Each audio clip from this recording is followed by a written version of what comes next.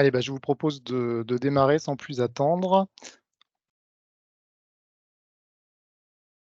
Alors, sachez que vous pourrez poser vos questions dans la rubrique dédiée au niveau de l'interface Teams et nous tâcherons de répondre à un maximum de ces questions en fin de session, hein. On fera cette petite session en fin de présentation. Également, sachez que le webinaire sera enregistré. Donc, s'il y a des contre-indications, merci de nous le signaler. Je serai accompagné pour ce webinaire de notre équipe commerciale qui est composée de Lisa, Marie et Laure. Elles seront connectées dans le chat pour répondre éventuellement à vos questions pendant la présentation et pourront prendre contact avec vous si nécessaire pour un échange plus approfondi. Donc, quant à moi, je suis Nicolas Mattioni, consultant chez TeamSquare et j'interviens en tant qu'expert sur les solutions de gestion de projet et de travail collaboratif, principalement dans l'écosystème Microsoft. Avant toute chose, et je dirais comme le veut la tradition, quelques slides pour vous présenter la société TeamSquare. Nous sommes des spécialistes du conseil en management de projet et portefeuille de projet. Travailler avec TeamSquare, c'est faire appel à une équipe de consultants techniques et fonctionnels aguerris, expérimentés. Il est important de noter que nous avons noué des partenariats solides avec les références du secteur. Une mention toute spéciale pour Microsoft, avec qui nous travaillons depuis plus de 15 ans, hein, depuis la création de la société. Nos activités, nos compétences s'articulent autour de 4 pôles, principalement. Tout ce qu'on va appeler l'accompagnement et la délégation, avec la mise à disposition de chefs de projet, soit dans des méthodes classiques, soit dans des méthodes plus agiles avec des Scrum Masters. La délégation aussi de PMO, qui est possible avec cette partie délégation. Également, un volet conseil qui est important, où là, on va plus aborder l'aspect méthodologique avec une partie audit, process et méthode autour du portefeuille, par exemple. Ça peut être une des thématiques importantes sur le conseil. Il y a un volet, bien évidemment, expertise technique autour des outils, les déploiements d'outils, les développements spécifiques autour des solutions Microsoft. Et puis, toute la partie maintenance et support qui est liée à ces outils-là. Et il y a un volet qui est très important aussi et qu'on néglige bien souvent, c'est la partie gestion du changement avec tout un panel, toute une offre qui est importante autour de la gestion du changement, donc la formation, le coaching, la communication. Ce qui nous différencie en fait, et notre vision du conseil, c'est qu'on se base vraiment sur une vraie adéquation en fait entre outils et méthodes. Et c'est vraiment cette connaissance des différentes méthodologies et des outils du marché qui permet une mise en place réussie de la démarche projet et des outils de management de projet dans vos environnements. Nous sommes présents en France entière et nous intervenons également à l'international avec des missions aux États-Unis, en Afrique, en Asie, etc. Nos références, je ne les ai pas mises dans la présentation, mais sont nombreuses et diversifiées. On travaille pour des grands comptes du secteur public, PME, PMI, etc. Donc là, on a un panel de références assez large. Vous pourrez le voir sur notre site internet. Si vous souhaitez d'autres informations, évidemment, vous pouvez vous rendre sur le site www.teamsquare.fr ou vous pouvez contacter directement nos business développeurs qui sont connectés dans le chat. Je vous propose de démarrer donc avec tout d'abord une définition de ce qu'est un projet en fait.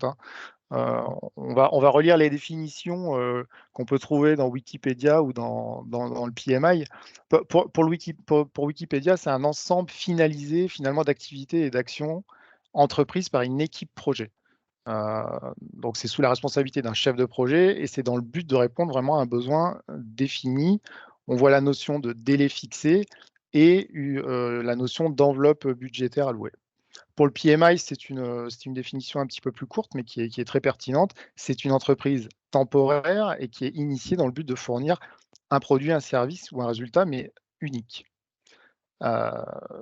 Donc, quoi qu'il en soit, en fait, quand on parle de projet, on se rend compte qu'on va devoir gérer un ensemble d'activités, mais dans le cadre d'un scope et d'un budget défini. Et surtout dans le cadre d'une fenêtre de temps, on a bien un début et une fin, quand on parle de démarche projet, hein.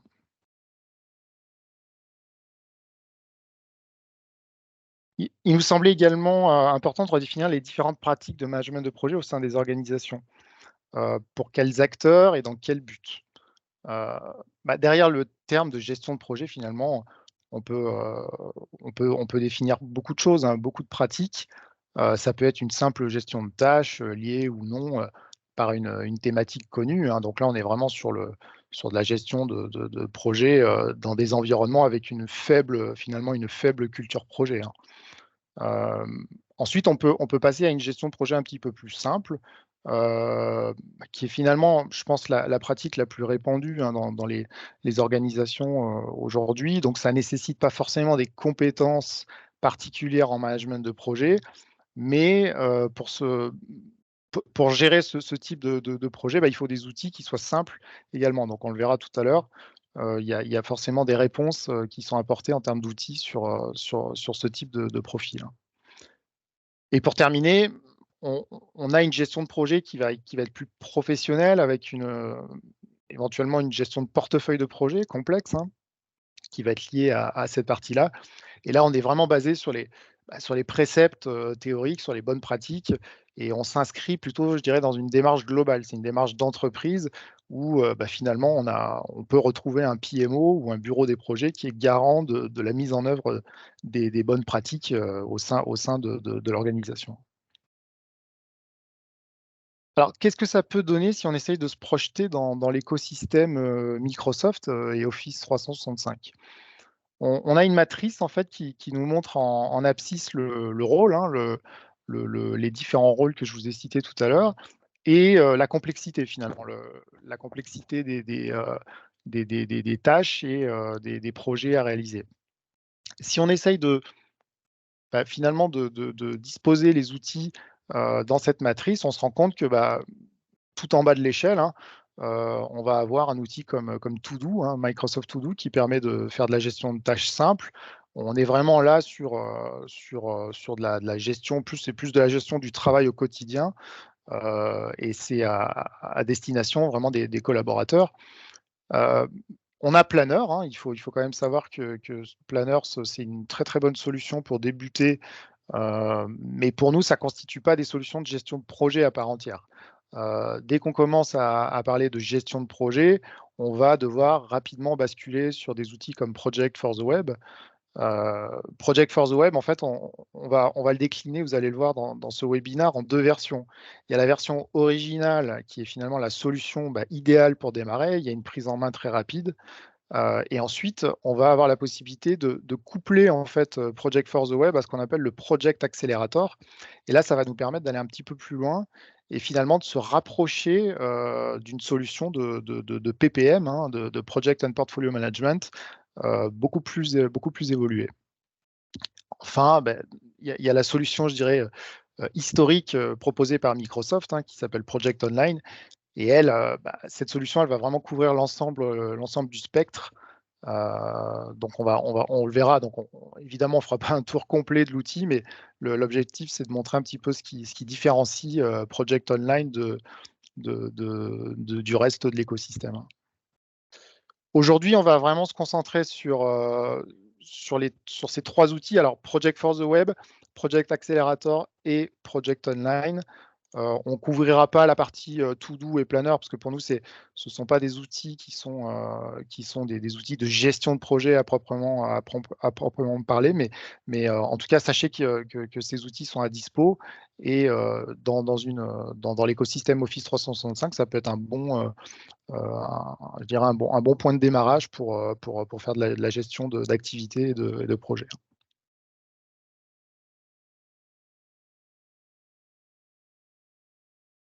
Je vous propose, ce qu'on va faire, c'est qu'on va faire un petit tour d'horizon de ces diverses solutions, et on va essayer de mettre un peu l'accent sur les pratiques les plus populaires, je dirais les plus répandues chez nos clients. Donc on va basculer tout de suite sur, une petite démo. Pour démarrer, bah, je vais me rendre sur la page d'accueil de Project dans notre environnement de démo et on va commencer, bah, tout simplement avec un planning classique, hein, qu'on a préparé dans Project for the Web. Donc là, on est vraiment sur l'outil idéal pour démarrer, hein. C'est vraiment l'outil, c'est un outil full web, finalement où la prise en main est relativement aisée. Comme vous pouvez le voir, bah, en fait, on commence par 3 onglets de pilotage, hein. Il y a une partie grille, qui ressemble finalement, c'est une vue tabulaire, hein, qui ressemble beaucoup à Excel et bah, qui permet de mettre en place déjà la liste des activités. On peut faire du copier-coller et récupérer des informations qui viendraient d'autres systèmes ou même d'Excel. Vous pouvez le voir, on peut ajouter, des colonnes aujourd'hui, avec ses propres champs. Donc on a la possibilité de définir des typologies et des métadonnées un petit peu spécifiques et personnalisées autour de cette vue grille. Heu, la vue tableau est intéressante également. Alors là, en fait, on a la possibilité finalement de faire du regroupement de tâches. Alors, on se rapproche vraiment d'une vue de type Kanban. Je vais pas trop en parler maintenant, on verra tout à l'heure, sur la partie agilité.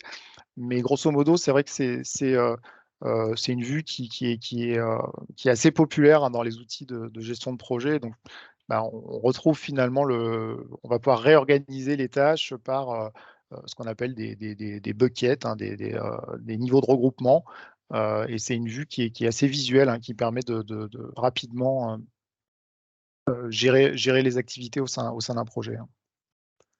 Après, on a une vue qui est chronologique. Alors cette vue, elle est intéressante parce que, bah, finalement, en tant que chef de projet, j'ai plus l'habitude de gérer un Gantt, hein, au quotidien. Donc là, on voit vraiment, on est vraiment dans une vue, classique, hein, de type Gantt. Heu,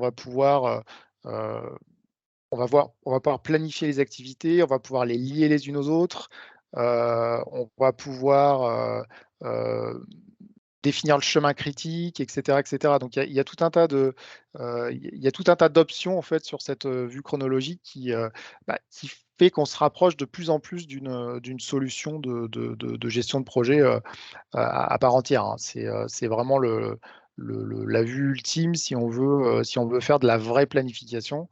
On le verra d'ailleurs tout à l'heure, dès qu'on va parler d'agilité, on va pas forcément passer, beaucoup de temps sur cette partie chronologie, on va plutôt travailler la vue tableau, hein, la vue classique, la vue Kanban qu'on a vu tout à l'heure, hein. On le voit également, il y a 2 autres onglets. Alors, vous allez voir, c'est un produit qui bouge beaucoup, hein, donc tous les 2 mois, il y a des nouvelles, releases qui sont proposées par Microsoft. Donc là, récemment, on a eu des ajouts autour c'est une espèce de tableau de bord, en fait, qui permet de jeter un rapide coup d'œil sur les informations du projet. Donc ça, c'est vraiment intéressant d'avoir les infos de base, du projet.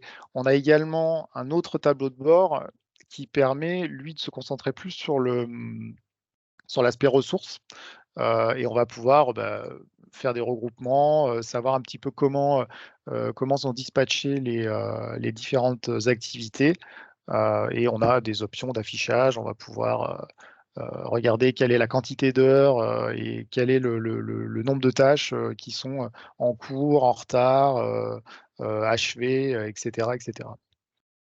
Ce qui est intéressant aussi sur Project for the Web, c'est qu'on associe en fait un planning à ce qu'on appelle un groupe Office 365 et ainsi, bah, on bénéficie en fait de toutes les fonctionnalités autour des groupes Office 365. Donc pour ceux qui sont un petit peu familiers avec, Office 365, cette notion de groupe, elle nous amène à plein de choses derrière. On va pouvoir créer des environnements Teams. Donc là, typiquement, je vais pouvoir, si je clique sur fichier de Teams, bah, ça va me rapatrier sur le groupe Office 365 qui est associé à mon projet et je vais pouvoir faire une petite gestion documentaire qui va se retrouver dans mon espace Teams. Donc ça, c'est une intégration qui peut être, assez intéressante, sur cette partie-là.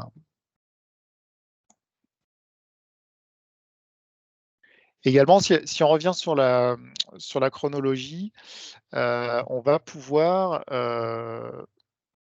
rapidement en fait afficher par exemple le chemin critique. Si je vous affiche ça, vous voyez? Donc là, on arrive petit à petit, hein, avec cet outil, avec les différents ajouts qui sont faits par Microsoft au fil des mois, on commence à avoir des fonctionnalités qui se rapprochent de plus en plus de ce qu'on peut connaître dans Project Online. Donc c'est intéressant. Restez vraiment bien informés sur toutes les nouveautés qui peuvent sortir parce que c'est un produit qui est en constante évolution, hein.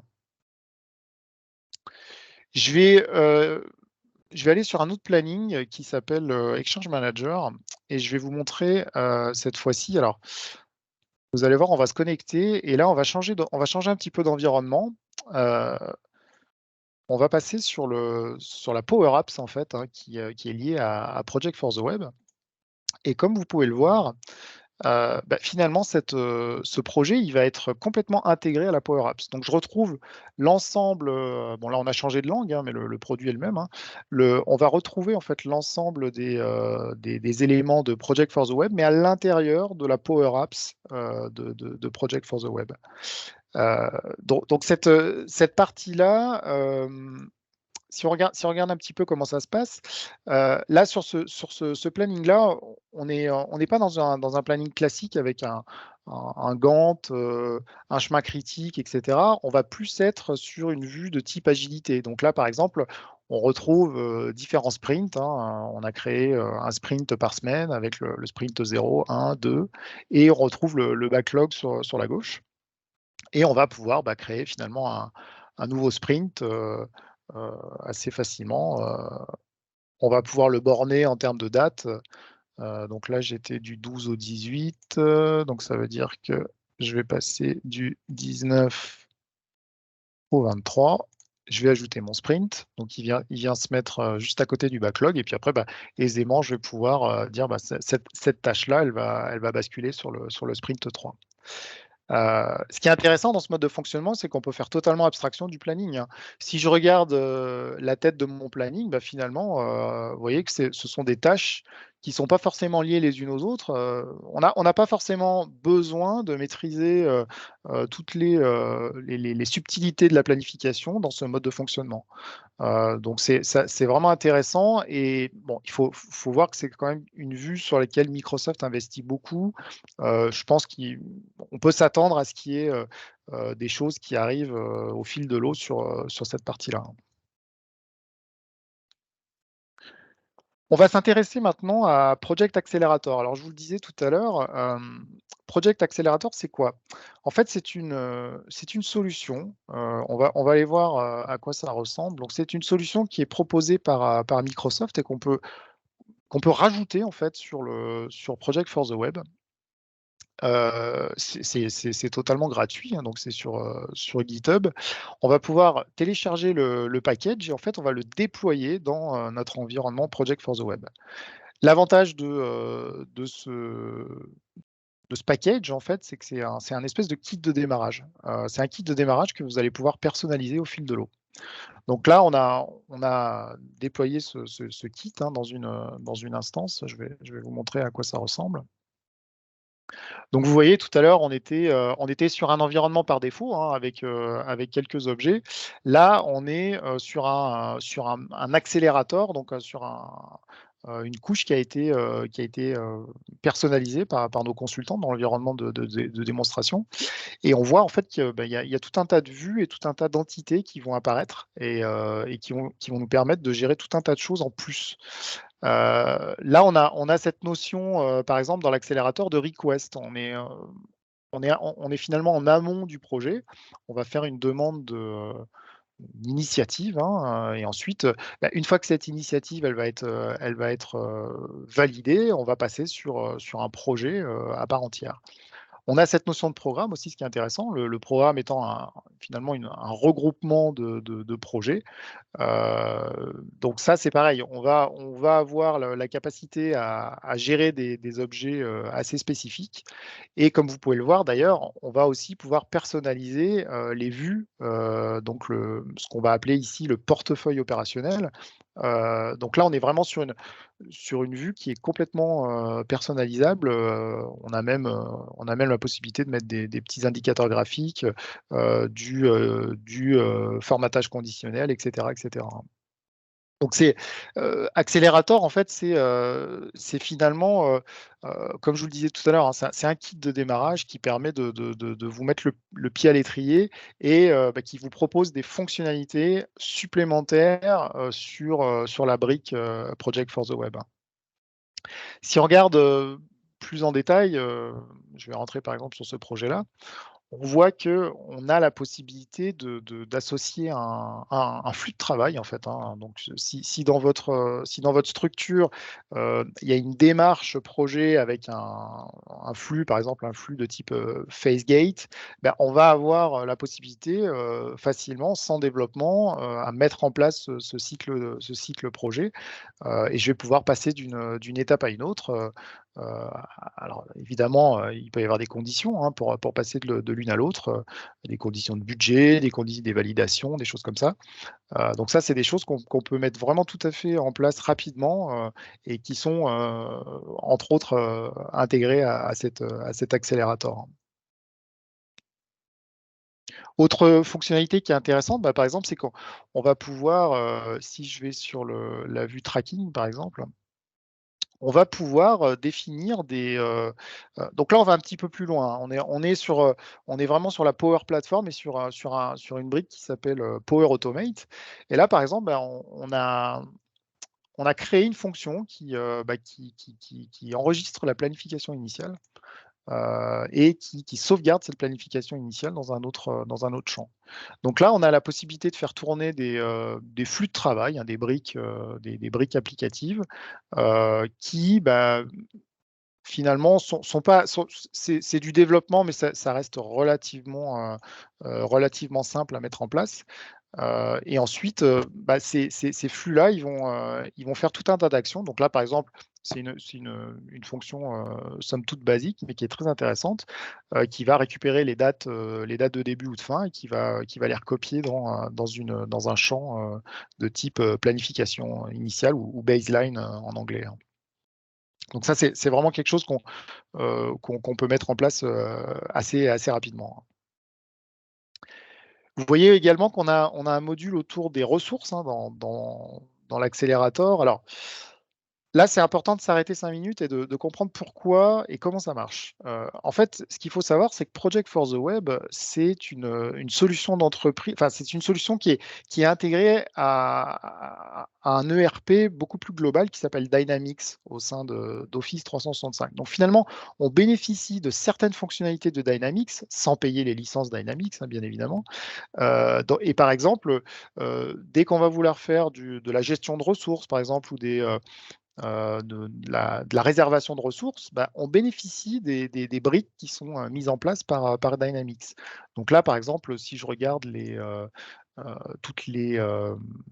la demande, par exemple, qui a été soumise, bah, je vois que je peux faire de la réservation de ressources. Je peux dire, bah, je veux un plombier qui a un niveau moyen, etc., de telle date à telle date.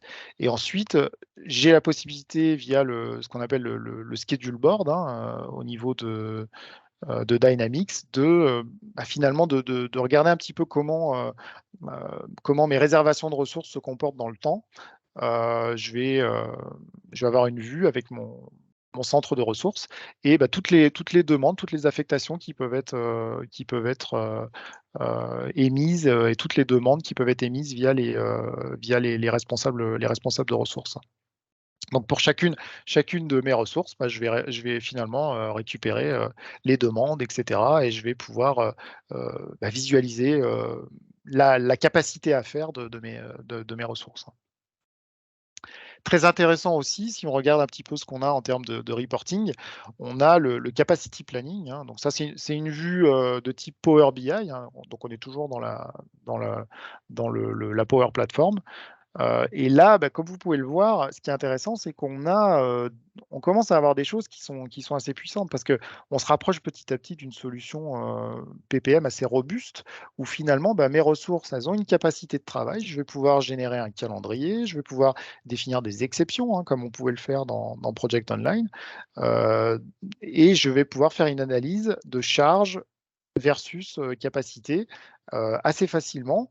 Pourquoi? Parce que le travail dans Project for the Web, il est stocké jour par jour. Donc ça, c'est quelque chose qui est vraiment un axe de travail, je pense, pour Microsoft. Alors, dans la roadmap, il y a beaucoup de choses qui existent et on voit que typiquement, ils sont en train de mettre l'accent là-dessus. Pourquoi? Pour finalement être capable de gérer du travail de manière assez fine, hein. Au jour par jour, on va pouvoir faire des choses assez puissantes, hein.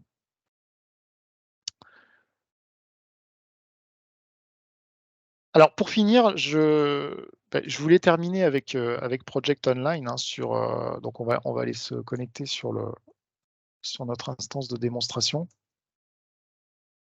Alors là, comme je l'ai dit tout à l'heure, l'objectif, c'est pas de faire un tour global de la solution parce que c'est une solution qui est, on va dire, qui est relativement vaste. L'objectif, c'était surtout de mettre en lumière ce qui différencie Project Online des autres outils d'Office 365. En premier lieu, pour moi, il y a vraiment une chose qui est très, très importante et qui différencie Project Online du reste des outils, c'est le client riche finalement, hein. C'est Project, MS Project qu'on connaît, hein. C'est l'outil qui est historique. Euh, et là, en fait, grâce à cet outil, grâce à ce client riche, on va vraiment bénéficier de tous les avantages, hein, d'un client riche, hein. On va pouvoir travailler offline. Je vais pouvoir travailler de manière déconnectée. Je vais évidemment, alors si on regarde un petit peu sur ce planning-là, on va pouvoir gérer des taux d'affectation de manière assez fine. On a vraiment un moteur de planification qui a fait ses preuves, hein. C'est une des applications les plus anciennes de la suite Office. On va pouvoir également manipuler un gros volume de données, hein, sur Project.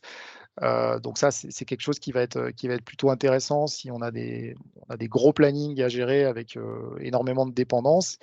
Et ce qui est intéressant également, c'est que on a, euh, on a une réactivité qui est plus, qui est une expérience utilisateur qui est plus intéressante dans le sens où on est vraiment sur du client riche, hein.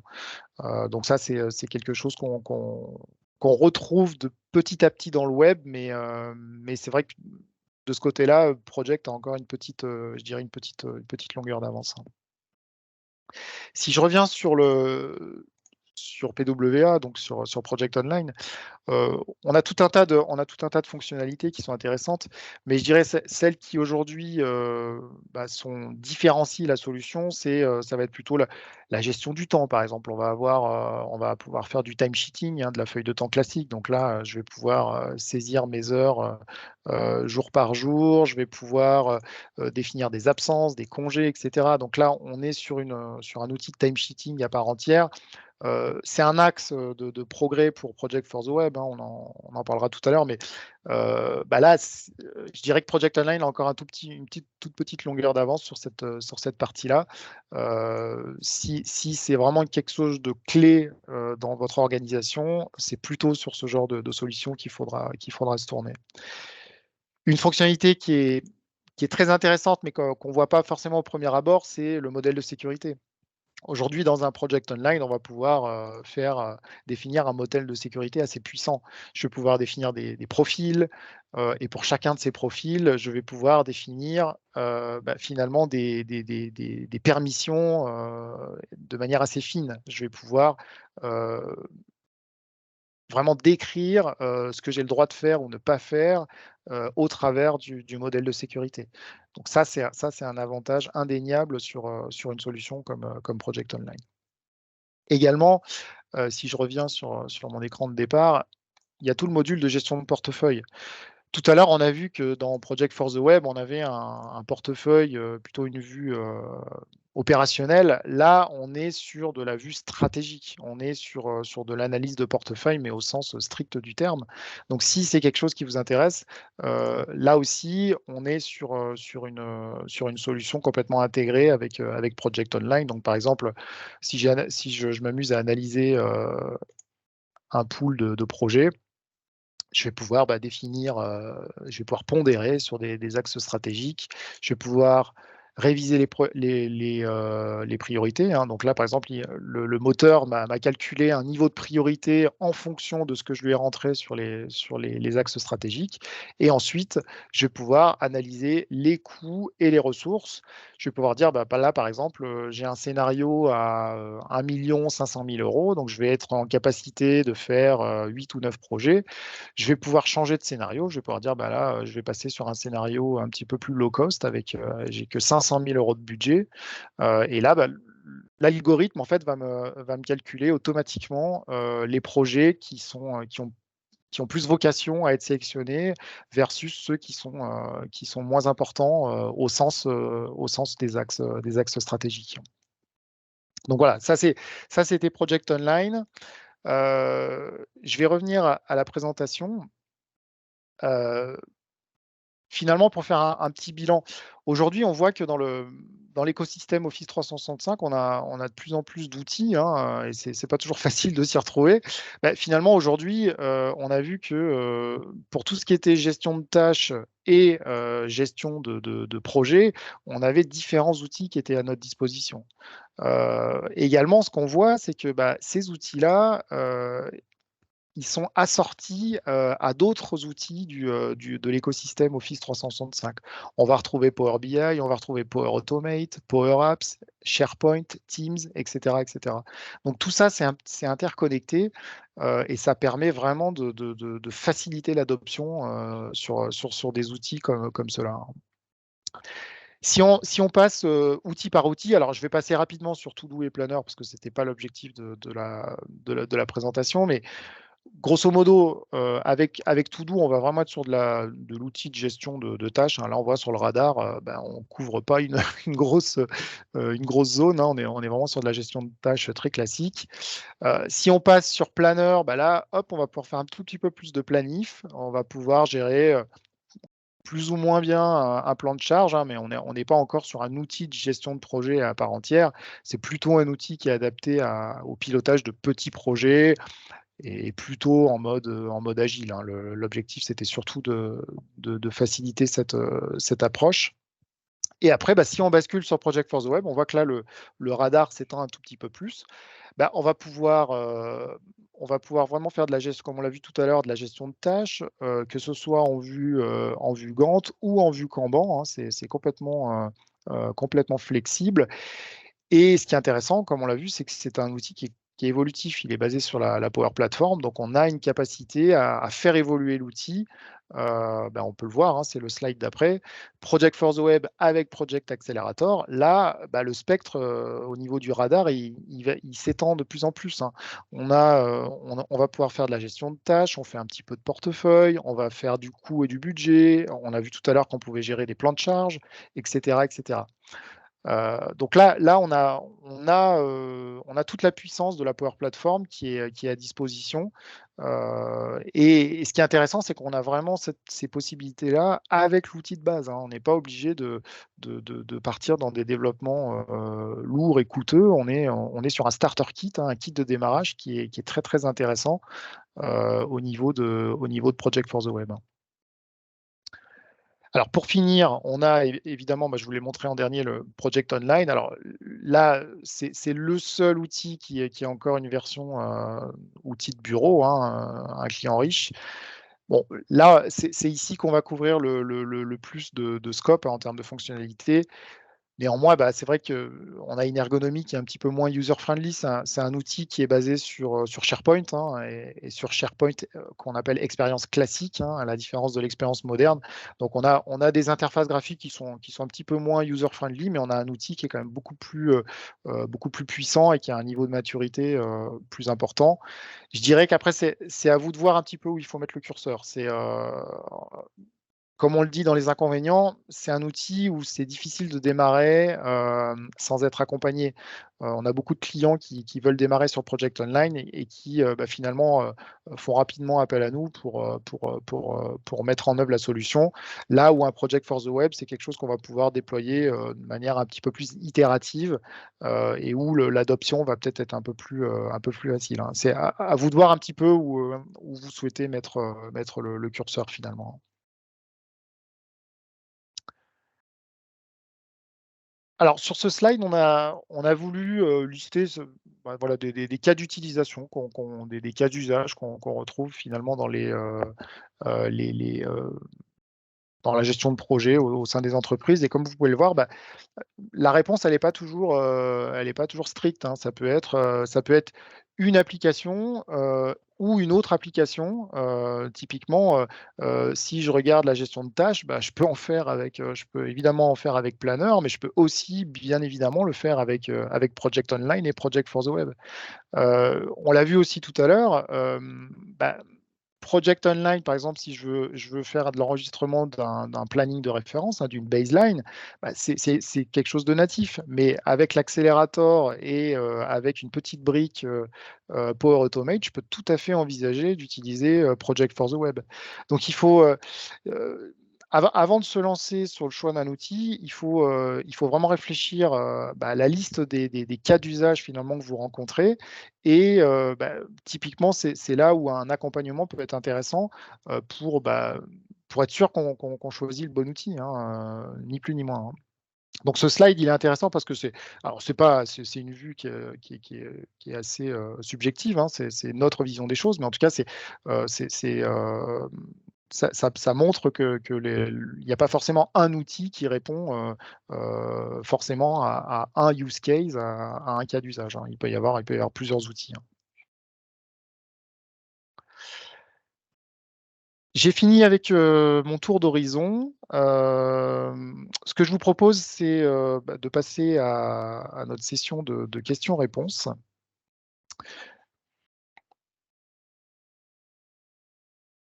Alors, je vais me rapprocher de mes collègues qui étaient connectés dans la conversation. Je ne sais pas s'il y avait des questions qui avaient été posées. Je vois typiquement, oui, alors il y a une question autour des licences. C'est un slide que je n'avais pas forcément mis dans la présentation, mais je vais vous le montrer quand même. Évidemment, il y a différents types de licences, hein, pour utiliser ces outils-là. Sur ce slide, on voit la thématique autour des licences. On voit qu'il y a différents types de licences. Donc, là, on démarre avec, alors avec Planner, on est vraiment sur de la licence Office 365 classique. Et dès qu'on veut commencer à faire du Project for the Web, il faut démarrer avec Project Plan 1 à minima. Avec Project Plan 1, on peut déjà faire énormément de choses, hein. Petite chose qui est importante, c'est que depuis quelques semaines, si vous affectez une ressource dans un planning Project for the Web, finalement, cette ressource, elle n'a pas besoin d'une licence Project Plan 1 pour pouvoir saisir l'avancement sur une tâche. Donc ça, c'est assez intéressant. Si vous pouvez vous rendre sur notre chaîne YouTube, il y a une petite vidéo qu'on a publiée récemment et qui explique un petit peu cette fonctionnalité. C'est intéressant parce que là, vous pouvez déployer Project for the Web à grande échelle sans avoir à payer des licences pour vos ressources, hein, pour les ressources qui vont être affectées.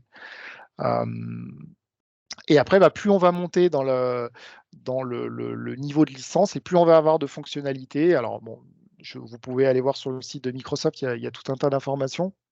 Mais en gros, ce qu'il faut retenir, c'est qu'avec un Project Plan 1, en tant que chef de projet, je vais pouvoir manipuler aisément Project for the Web. Et puis, dès que je vais basculer sur Project Plan 3, je vais pouvoir utiliser soit Project for the Web, soit Project Online, hein, que ce soit en version web ou en version client riche. Et ensuite, sur la version Project Plan 5, j'accède à l'ensemble des fonctionnalités. Donc, notamment sur la notion de portefeuille stratégique, hein, la fonctionnalité que je vous ai montrée en dernier sur Project Online, hein. Ensuite, effectivement, Nicolas, on avait des questions. Alors, la première question, il y en a eu plusieurs. La première, c'est est-ce qu'il y a un lien possible entre Project et Planner?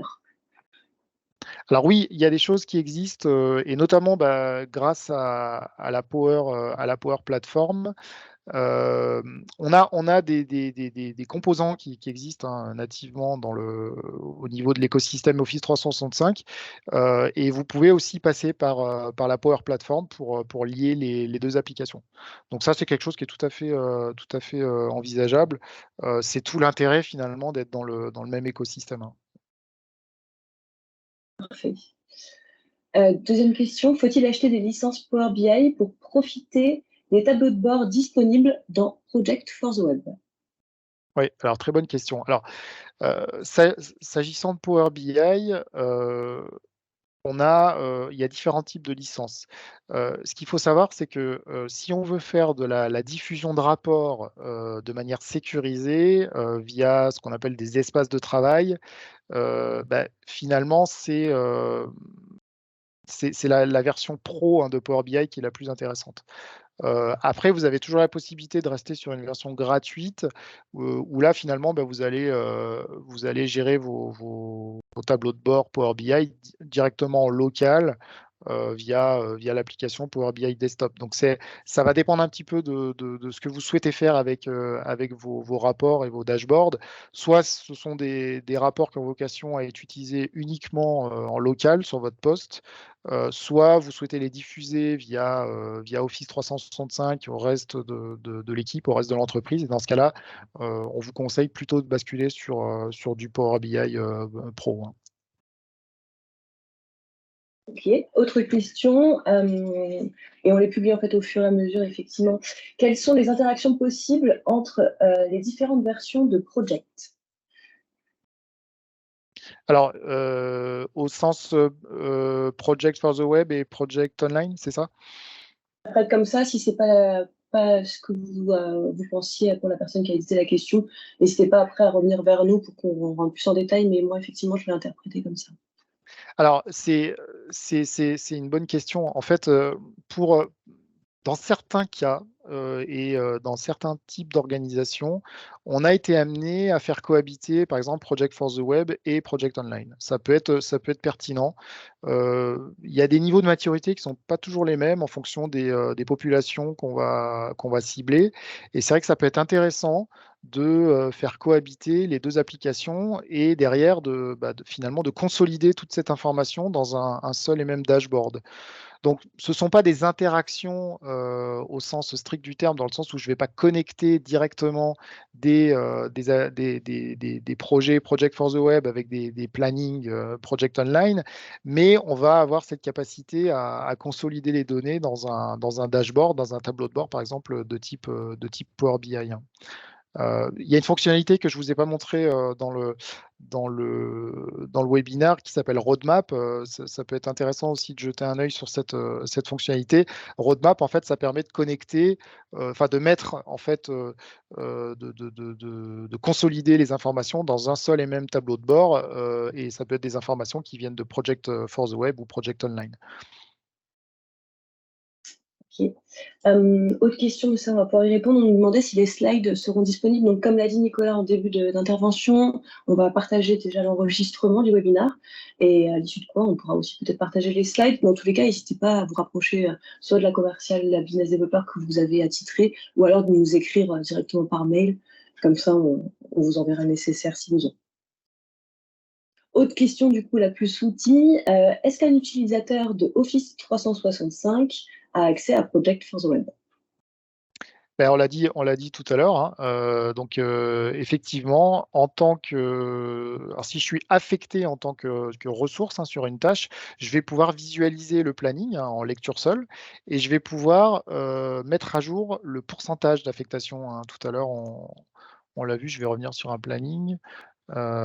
Si je prends celui-ci, par exemple, en fait, je vais repasser sur la vue grille. Je vais pouvoir interagir avec le pourcentage achevé, en fait, sans licence Project Plan 1. Donc, c'est ça qui est intéressant. Allez faire un tour peut-être sur notre chaîne YouTube. Il y a une vidéo qui est intéressante à ce sujet-là. Ça vous montrera comment ça se présente. Mais oui, c'est possible. Autre question, on l'a peut-être aussi déjà évoqué, mais quel type de licence est nécessaire avec Project for the Web? Eh bien, on va retourner sur le slide. Hop. On l'a vu tout à l'heure, hein, pour démarrer avec Project for the Web, il faut à minima un project plan 1. Le project plan 1 vous donne accès à l'ensemble des fonctionnalités, hein, tout ce que je vous ai montré tout à l'heure. Et en fait, plus on va monter dans le niveau de licence et plus on va avoir de capacité à customiser, en fait, à créer des nouvelles entités, des nouveaux objets dans la partie, ce que je vous ai montré tout à l'heure, l'accélérateur. Si vous avez des objets spécifiques que vous souhaitez personnaliser, plus vous allez personnaliser le schéma, finalement, la base de données qui se cache derrière, et plus il faudra augmenter votre niveau de licence. Mais en tout cas, avec Project Plan 1, vous pouvez déjà tout à fait faire tout ce qu'on vous a montré depuis le départ. Mmh. Et si besoin, si des fois vous avez des questions en termes de licence, n'hésitez pas à nous contacter aussi. On, on conseille également sur ce sujet-là. Oui, je reviens. Vous nous retrouvez tous sur LinkedIn, hein, parce que j'ai vu qu'il y a des liens LinkedIn qui sont un petit peu longs, donc je ne pense pas que vous puissiez les reprendre à la main. Et on a encore une question qui est comment importer dans Project for the Web un projet créé avec la version classique de Project?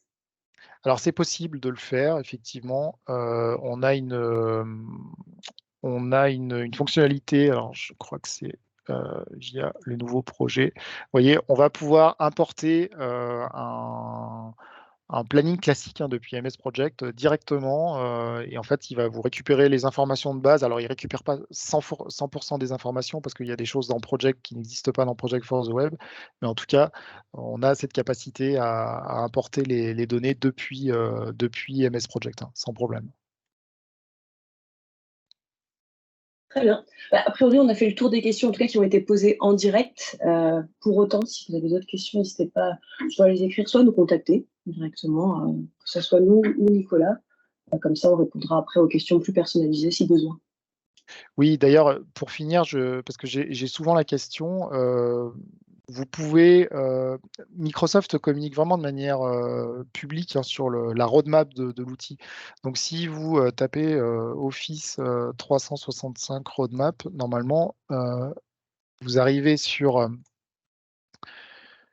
le site de Microsoft et vous pouvez choisir le produit sur lequel vous souhaitez avoir des renseignements. Donc là, on avait coché Project. Et dans cet écran-là, vous voyez tout ce qui est en cours au niveau de Project for the Web. Donc là, par exemple, on voit qu'il y a des fonctionnalités, tout à l'heure j'en parlais, hein, sur le travail jour par jour. C'est des fonctionnalités sur lesquelles Microsoft avance beaucoup. Donc là, on a même des dates, hein, qui sont des dates prévisionnelles et qui sont assez bien tenues, hein, depuis le début, donc c'est intéressant. Également, vous voyez toutes les fonctionnalités qui ont été déployées récemment. Donc on a vu tout à l'heure le sprint et backlog qui a été déployé au mois d'octobre, etc., etc. Donc ça, c'est une bonne adresse à garder dans son bookmark pour rester au courant des nouveautés, parce qu'il y a, voilà, il y a vraiment des releases très, très, très, très souvent sur ce produit-là, à peu près tous les 2 mois, hein. Donc le produit bouge assez rapidement. Et on a eu d'autres remarques entre-temps. Encore une question qui est sur le lien entre Project et Outlook. On nous demande s'il y a un lien natif dans la solution. Est-ce qu'il y a un lien natif dans la solution à présent? Alors, pour ce qui est de Project et Outlook, on n'a pas de lien natif proposé par la solution. Par contre, on peut passer par, tout à l'heure je parlais de Power Automate, on va pouvoir passer par Power Automate par exemple pour répliquer les affectations, hein, des ressources directement dans les calendriers des ressources. Alors ça, c'est possible de le faire, hein, via Power Automate si vous avez des compétences en interne sur cet outil-là. Après, il y a aussi des outils tiers, hein, dont un outil qu'on développe côté TeamSquare qui permet justement de synchroniser, par exemple, Project Online avec Exchange, avec Outlook, hein. Donc, soit vous partez sur une solution maison où c'est vous qui allez développer votre connecteur, soit vous passez par un outil du marché qui est aussi basé sur la Power Platform, mais qui est un petit peu plus, on va dire, qui est un petit peu plus robuste et un peu plus avancé en termes de fonctionnalité, hein. Ok, parfait. Et dernière chose, on avait une remarque, mais ça on pourra aussi revenir plus en détail avec la personne qui nous a écrit le post, en nous disant qu'il y aura une stratégie Microsoft de faire intégrer plus facilement Planner vers Microsoft Project, un peu en mode import-export. Donc je pense que ça c'est un sujet aussi sur lequel il y aura des évolutions assez sous peu, assez rapidement. On va publier, si jamais la question, il y a également un lien. Si vous voulez avoir plus d'éléments là-dessus, on pourra aussi le traiter dans un autre sujet. Je crois qu'on a fait du coup le tour là, de toutes les questions de manière définitive, Nicolas. Eh bien, écoutez, parfait. Je vous remercie pour votre attention et puis on vous dit à bientôt pour un prochain webinar. Merci à tous, bonne journée. Au revoir.